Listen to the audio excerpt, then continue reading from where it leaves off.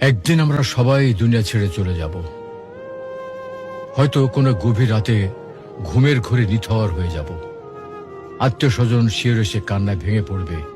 কেউ গোসল করাবে, আবার কেউ কাফনে কাপড় পরিয়ে জানাজার জন্য প্রস্তুত করবে।